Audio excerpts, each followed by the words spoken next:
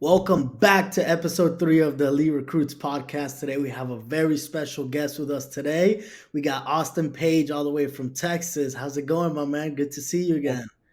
Going well, going well. What's going on, Omar? Doing well, man. Glad to have you on here. Let's get right into it, man. I know had a chance to meet you in person this year, came down to play with us this summer and got to put a face to the name, all the phone calls, all the messages, and that was Of awesome. Thank you for coming out this summer, first of course. all. Thank But you for having me. yeah, man. So what's the first taste of SFA been like for you and getting a taste of Division 1 baseball? I love it so far. I mean, I came down here on Thursday, moved into the apartment, got to meet the new head coach, Coach Vanderberg. Seems like a great guy. He wins. That's what's most important. Brings a good winning culture to SFA. Went up there on Friday, did some hitting. Just getting a feel for the town. Definitely a lot slower from where I'm from. I'm from Dallas, so it's definitely a lot slower, but I'm enjoying it so far. Got 3 roommates in my apartment, so it's great so far. Love to hear, man. Now, it's a funny story because you were one of the first guys that I brought on board, and I thank you for trusting me with your recruiting process. Glad to say it turned out more than okay. But you were a guy that I remember specifically, big left-handed hitting catcher from Texas, fits that mold of power hitting guy. You went into your season with a lot of high expectations, right? And baseball doesn't just work that way, right? Baseball is a game of adversity, right? You went through some adversity this year, but thankfully you had a game plan put in place and everything worked out exactly how it needed to. But with Mhm. that, even away from the recruiting side of things, what was the biggest thing that you learned this season going through all that adversity? Just take like every day by day. Just like you're if you're not playing, like put your head down and work. Because I started the year off, I was splitting time. I hit first game. I went 1 for 3, and turn cars weren't in my favor, so I ended up going like I think one for my next 23, 24. And I mean, that's obviously not going to cut it. If you hit, you're in the lineup. If you don't, see ya. Yeah, But definitely just like not trying to do too much. Just like let the game come to you and let it flow and have fun with it. Like baseball is supposed to be fun. When it's not fun, it becomes like a job, and you just got to enjoy the little things. Like s- go 0 for 3 or 3 strikeouts. Ah, that sucks. But you just gotta turn around and go to your next opportunity. And thankfully for me, I was talking to SFA at the time, and I got an opportunity, and I hit a double with them yeah. at the game, and I got an opportunity here, which is great for me. And then I ended up coming out to y'all in the summer, and I enjoyed every minute of it. Yeah, yeah, absolutely. And that was before we even get to the summer. That was going to be my next question. Is I know outside of recruiting help, right? It was more of a personal relationship too, where I remember you were sending me videos of your at bats and like, hey, what am I doing wrong? And you weren't doing anything wrong mechanically. It was just that's part of the game, right? Because you're still Mhm. hitting balls hard, just right at people, but you stuck with it. How important was it, having that positive reassurance for you throughout your season? Oh, it's game changing, definitely. Like it's really easy to get into a funk, and you're like, it's kind of like imposter syndrome. It's going around a lot. Yeah, Like, oh, I don't think I belong. I'm not good enough to play here. But like having that reassurance, like having somebody on your back, saying, "Hey, you're good enough. You're good enough to do this, this, and this. You just got to keep your head down and work." And I think that meant like a lot to me, just because it's really easy to just like get down on yourself when you're struggling, yeah, and it's really easy when you're slumping to just be like, "Oh, I'm terrible. Like, why am I even playing baseball?" But I yeah. think that just like having like that positive reassurance and affirmation is really big, and I had to rely a lot on my faith and ask God, like, "Am I doing the right thing? Am I supposed to be in this situation? Am I doing what you're leading me to do?" 100%. And you couldn't have said it better yourself because you trusted in that plan and it worked out exactly how it needed to, right? Whether you didn't have the overall results you wanted from your season, but you performed at the times that mattered, and you still helped your team win. You went to Tyler Junior College. Now you're making the jump to the Division One level at SFA. But before that, you came down to Boca Raton this summer, and you proved exactly who you are as a player. You tore it up this summer for us, and it was a pleasure watching you compete every day, and it was a ton of fun. How's your confidence going into the new season, knowing that you're back on your groove and knowing who you are as a player? I feel great, honestly. I mean, coming into Boca, I was like, "What do I got to lose? I'm gonna freaking put my head down and just do me." I think my first game, I was hitting like 7 or 8 hole or maybe even 9, and I hit a double my first AB, and the next day I was up in like the 2, 3, 4 spot, You and I pretty was much like, "Good." stayed there for a while. Yeah, I stayed there the entire year until I left, and, it was just, like, a lot of fun. Like, I think I ended up hitting like 380 for y'all for the Boca Mhm. Beach boys, 8 doubles, 2 home runs. Who's It counting? was a good Who's time. counting though? Who's counting? Who's counting it? A lot of wins and a lot of fun Oh, for yeah, it was sure. great. I enjoyed it. It was a good time. Yeah. So Yeah, I mean, how does that shape guys your out there great. confidence going into the season now? Oh, yeah, it's definitely, like, the same confidence I exited the summer with, like, like, it makes you feel like you belong again, and, like, there's a lot of, like, good competition out in South Florida, especially in that league. I mean, there was probably 8 or 9 draft guys that we Hmm. faced, and they were, like, really solid arms, so Yeah. just, like, trying to, you know, build on that from the summer, like, obviously school ball is different than summer ball. You're a lot looser in summer ball, but I mean, I think that if it translates, it translates, and if you're gonna if you're gonna do what you aspire to do, like you have to just go all in. You can't just put your toe in. You got to dive head first. 100%. Now you're a guy that you and I started working together during the fall, right? Not even a guy that waited around till the spring to get help. How come you felt like you needed help with your recruiting process, and what made Elite Recruits, the person you wanted to help you? So my freshman year, I was at Amarillo. It's a JUCO in West Texas, Region 5. Had an okay year. I think I hit like 250, 260, and I went through that recruiting process on my own, and it is just miserable if you do not know what you're doing. Like, if you don't have an advocate for you or if you don't have connections.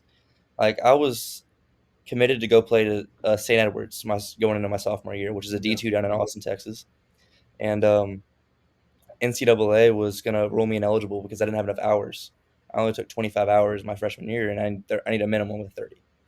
So I was like, "Okay, well, I don't wanna sit out my entire sophomore year, lose a year of eligibility, and then maybe I get a shot my junior year." So kinda just bet on myself and, went the JUCO route, and luckily I found you and had a lot of connections going into the spring, and, those I mean, even though I wasn't having a great year, I was still having connects with some of those coaches that I was talking to in the fall, and luckily for me, Coach Cardenas reached out to me, who is the former head coach at SFA, and, you know, one thing led to another, and now I'm here.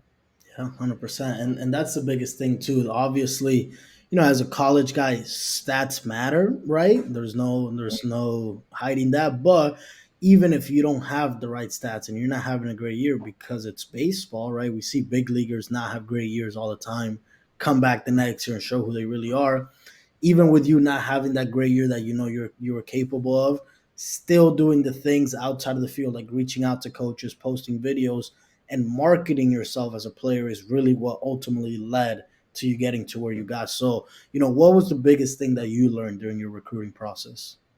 Um, don't leave anybody on delivered because you never know, like, Yeah. their connections, you never know where they're gonna end up. Because I remember talking to Vanderberg, he was at WT when I was Hmm. in Amarillo, and we had conversations out there because I would use their facilities, and, it's just kinda crazy how life works out. Like, I'm used going from in Amarillo my freshman year, using their facilities, to him being my head coach here at SFA, and, it's just definitely, like, you never know what's gonna happen with coaching, because the coaching world's definitely the landscape's changing a lot, especially with like NCAA and all these regulations that they're putting into place. Like the 34 cap is Hmm. another one that's going to be implemented next year, and it's just you just can't take anything for granted. You got to be thankful for all the opportunities that you're given, and like I feel like blessed to be in this situation, Yeah. and like I mean, I put like I said earlier, I put a lot of my faith in my Lord and Savior Jesus Christ, and you know, if I'm in the right spot, I'm in the right spot. I just pray to Him, and hopefully He leads me in the right direction, which I know He will. Always, always, always does. You think you may be going, at this pace that you want and where you want to get to, but he ultimately is the one that knows the plan. Mhm. God's timing. So my question for you is, going through the recruiting process now multiple times with help, without help, and having a lot of teammates at the JUCO level going through the recruiting process as well. Where do you feel like most guys go wrong, and what advice do you have for them to, get to that place that they want to get to and the right fit? I think a lot of guys struggle with like caring about what others think about what you post on social media, like your peers. Like if you want to get to the next level, like you're gonna have to post video. You're gonna have to sell yourself. Like no, unless you work with somebody, no one's gonna do it for you. Hmm. Like you have to be your biggest advocate, and you have to really put your pedal to the metal. And if you want to get to that Division 1 level, or if you want to do whatever you aspire to be, like you have to like not really care about what others are gonna say or think. Like that's big. That's really big because like obviously there's everybody's always gonna say something like, "Oh, why are you posting that? Why are you posting this?" But like at the end of the day, like it's your journey, not theirs. So like don't really take into account what they're having to say. Yeah, no, 100%, especially in this day and age of social media, it's super easy. And then, obviously you're a guy that's blessed to get an opportunity to play at the Division 1 level, right? But one thing that I see on my end is a lot of guys worried about committing to the school that's not fancy and sexy name because of, oh, I don't want to post that on my Instagram. I don't want to post it on their social media. Guess what? Those same guys end up, one, not getting to a place anyways, right? Or two, Mhm, end up at the wrong place just because they try to reach for the top at a place that wasn't a fit for them. And then the mhm. transfer portal is the way it is now because they have to ultimately take that step back down again. So, how important was it for you to have patience during your recruiting process and make the right decision? Because you're a guy that, regardless of your season or not, you had a lot of interest and you had to be, very careful of your decision. Mm. So I mean, I think definitely like I think everybody aspires to play at the Division 1 level, and like the glitz and the glam, you get caught up in that. But at the end of the day, you just have to find your right fit, and it doesn't matter if it's one, two, three NAI. Like you gotta really find a spot where you're gonna most importantly play. Because Yeah, I mean, obviously, like the goal is to go play professional baseball. Like if you don't play, you're not gonna play professional baseball. Like that's just how it works. You got to be on the field. yeah, You gotta be on the field for those MLB scouts to see you. So I mean, obviously, like you just have to kind of put your own, I guess, desires behind you and look for your best fit.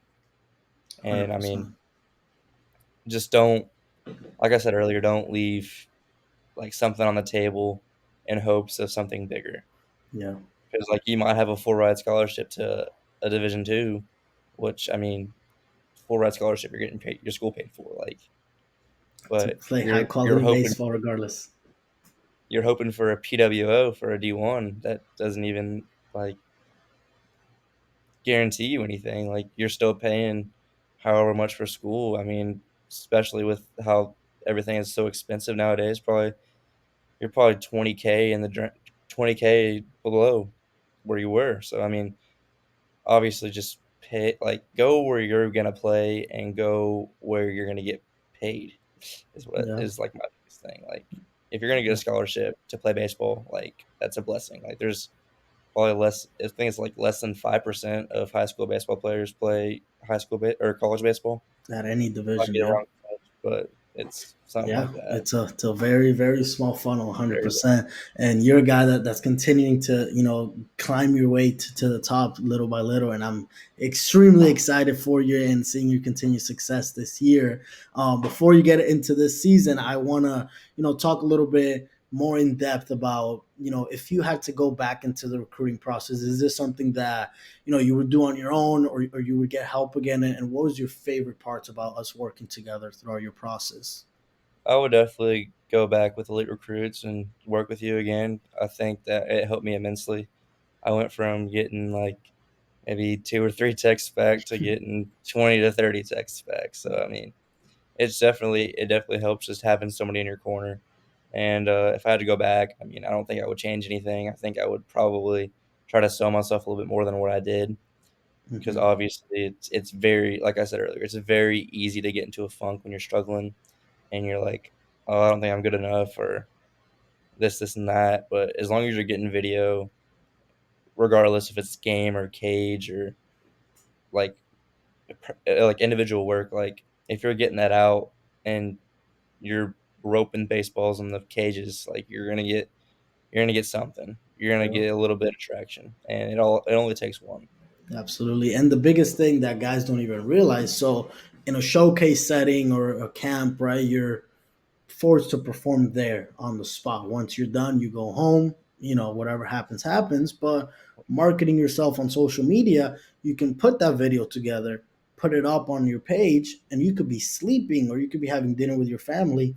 And there's an opportunity there for someone to see it 24 hours a day, 7 days a week. And that's something that guys don't realize how immense that can be for them. There's guys that one good post can change their lives, and that happened for me as a player. And I know that's something that throughout your entire season, that marketing is what still framed you as like, this is a guy that's a value get. He's not having a great year right now. This is a guy that's a steal, and I know you're going to be that because you proved it this summer. And I can't wait to see your season this year. I'm going to be in Texas at some point to check you out. So Yes, sir. obviously, getting a chance to know you in person a little bit, I know that the kind of person you are and the kind of leader. What can the SFA fans and your teammates and coaches expect to see from you this year? I'm gonna work my tail off for y'all. I'm gonna try to be the hardest worker. It's not gonna be a question about that. Uh, I'm gonna try to make y'all proud. Yes, sir. Austin Page, everybody. Thank you for taking the time, my man. Can't wait to see you soon again at SFA and in a Beach Boy uniform next summer. Yes, sir. Yes, Yes, sir. sir. Thank you, my man. Appreciate See ya. you.